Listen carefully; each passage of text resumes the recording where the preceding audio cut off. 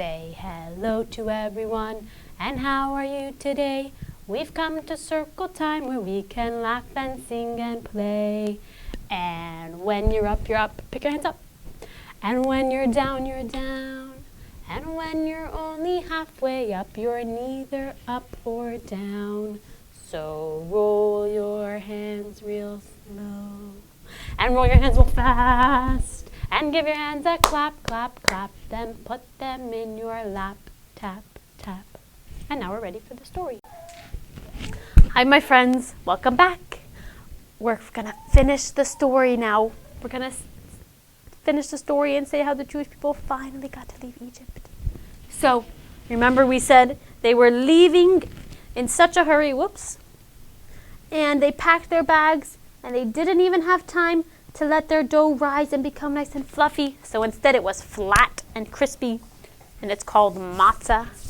And they took their matzah and all their backpacks, and they started following Moshe, and they were walking and walking and walking, and they came to a sea.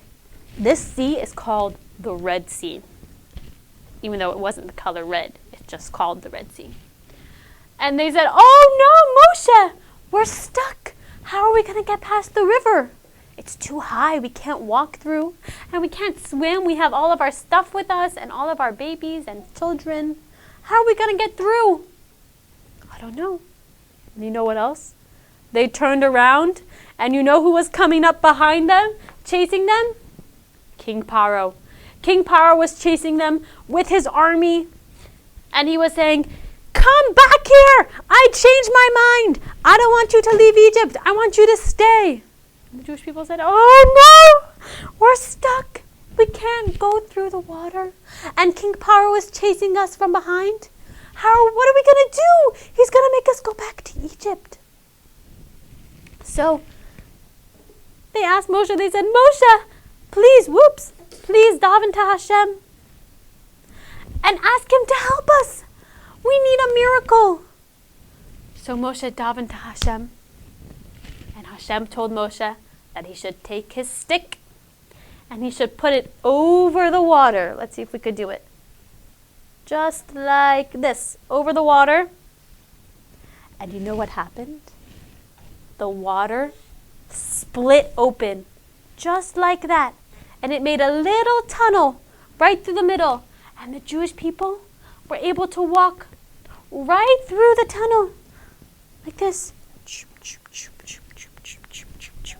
And they were able to go through without getting wet at all. It was dry underneath, and all the Jewish people walked through. And they were able to touch the water on this side and on that side. And they saw the little fishies, and they said, "Hi, fishies." But you know what? The water wasn't touching them. They were just walking through the tunnel without the water touching them. And they walked through, and they said, "Wow, what a miracle! This is crazy! Hashem split the water for us so we can walk through." And King Paro was coming up behind with all of his army, with the Egyptian army, and he tried crossing through the water also, through the split. But you know what happened? Hashem closed it up, and King Paro was not able to chase them anymore. He couldn't go through the water. It was closed up. The tunnel was gone. And the Jewish people were on the other side, and they were so happy. They said, "We're free! We left Egypt, and King Paro can't chase after us anymore. And now we're going to go and get the Torah from Hashem." They were so happy. You know what they started to do? They took out their tambourines. The Jewish women, they had tambourines that they brought with them. Tambourines is a musical instrument. And they took it out, and they started to sing and dance and make lots of music. And they said, "Thank you, Hashem, for taking us out of Egypt and for making that great miracle for us and making us free. And we're so excited to go get the Torah from Hashem." So that's the end of the Pesach story. I hope you enjoyed. I'll see you next time. Bye.